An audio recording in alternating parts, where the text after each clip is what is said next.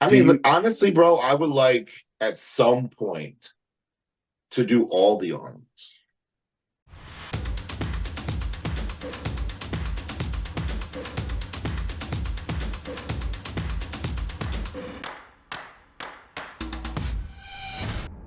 What's up, guys, and welcome. You're watching Fazi Fitness. So the man, the myth, the legend, Arnold Schwarzenegger completely changed the game when he increased that prize money from $300,000 to $500,000. And people at the Olympia have to step it up because all the top guys will chase that Arnold Classic 2025 title and the biggest prize money as well. I know Mr. Olympia is the most prestigious show out there, but still, that is a lot of prize money to pass up on. So we're gonna go up to $500,000 for the winner next year for the Arnold Classic.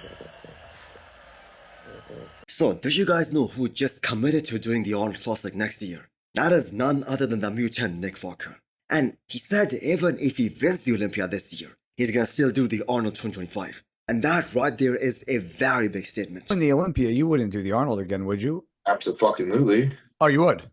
500K says otherwise. Oh, well, listen, a lot of people would. A lot of people would not do that. That's Nah, I'm, you I'm know. all in on that. When he said that, this is no joke. As soon as he said that, I looked at Matt and I said, "We ready?" And he said, "Let's do it." Because the guy who usually is the reigning Mr. Olympia champion, he's focused on just one show defending the title. But that prize money might change the mentality of almost everyone, even guys like Hadi Chopin or Derek Lansford.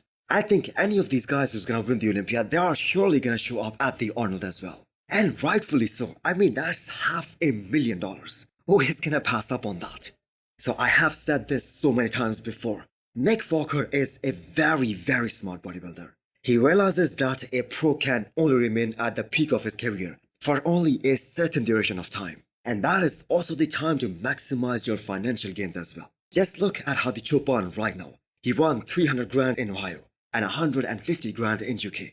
And together that is more than what Derek Lansford got for winning Mr. Olympia 2023.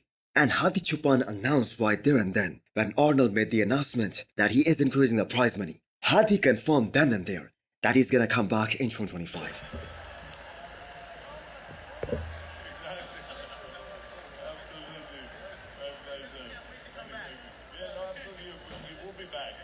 Okay, you will be back. Okay, thank you very much. Now we know Samson Dauda is gonna do this show as well. Imagine everyone from the top 5 from this upcoming Mr. Olympia. They all show up at the Arnold Classic Ohio 2025. And again, I have to say the main motivation would be the prize money. That is a lot of money for any of these guys not to show up at the Arnold. So if everything goes well, we are definitely gonna see Hadi Chopin versus Nick Walker competing against each other earlier in 2025. And it is more than likely that we are also gonna see Andrew Jacked and possibly Derek Lansford as well.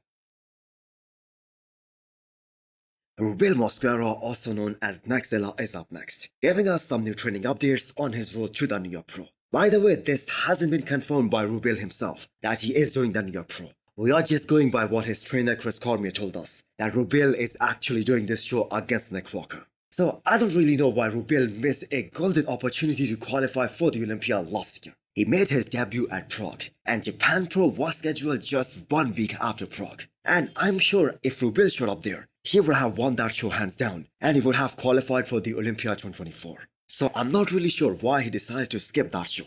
But the silver lining is we will get to see him compete more often in 2024.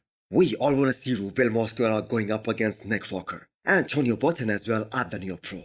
But realistically speaking, he isn't gonna win that show, and I'm sure he himself knows that as well. So will he do California Pro a week after New York Pro? Or will he do Chicago Pro? Or possibly a show outside of the States? Because he's gonna have to qualify for the Olympia somewhere. Now we would have all loved to see Rubiel at the Arnold Classic against some of the best guys in the Pro League right now. And who knows, maybe he would have done extremely well. Even cracking top 4 or even top 5 would have been such a huge accomplishment.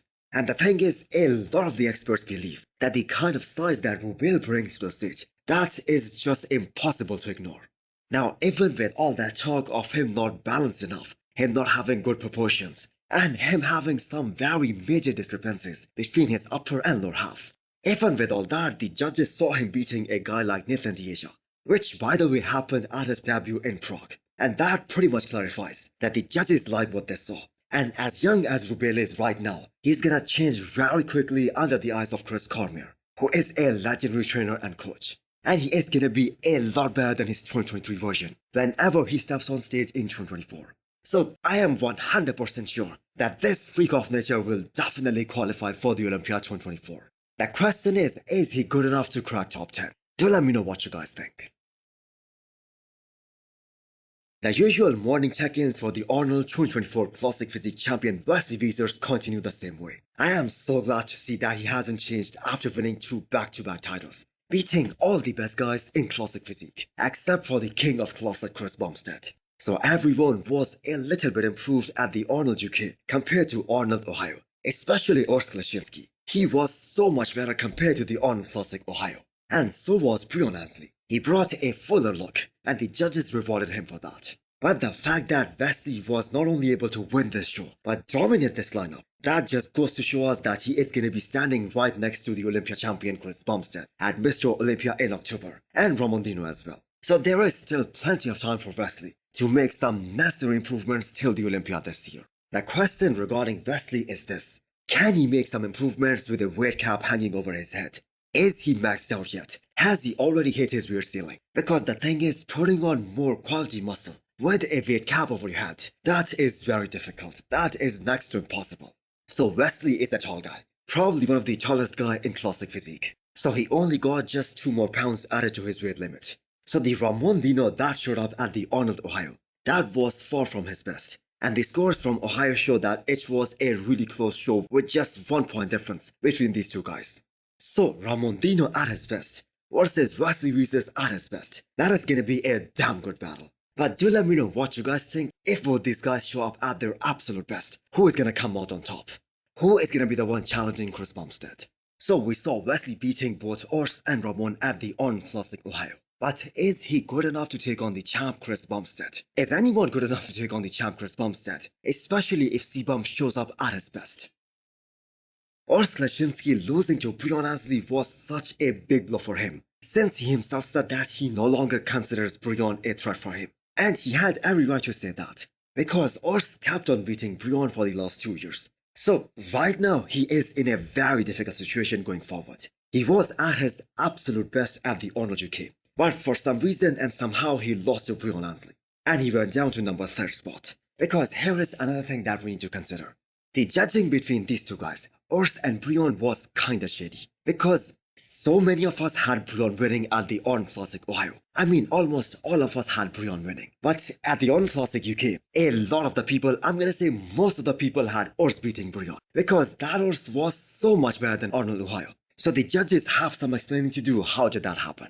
So unless he brings up his arms, and more important than that, unless he brings up his back, there is just no logical way of explaining this. How is he gonna beat a guy like Wesley or Ramon if he cannot do that? And the thing is, doing that is next to impossible with a weight cap, because he has already hit the ceiling. Is it time for Urs Kalecinski to start thinking about moving to open bodybuilding? Or should he stay to Classic Physique, try to improve as much as he can, gain more muscle maturity, more density, and see what he can do in 2 years after Chris Bumstead retires? So how motivated is Urs going for this year's Mr. Olympia? Well, this answer in just 1 word given by him. This will explain it for you guys. So hit the thumbs up button if you liked the video, and smash the subscribe button if you wanna come back for more. Thanks for watching.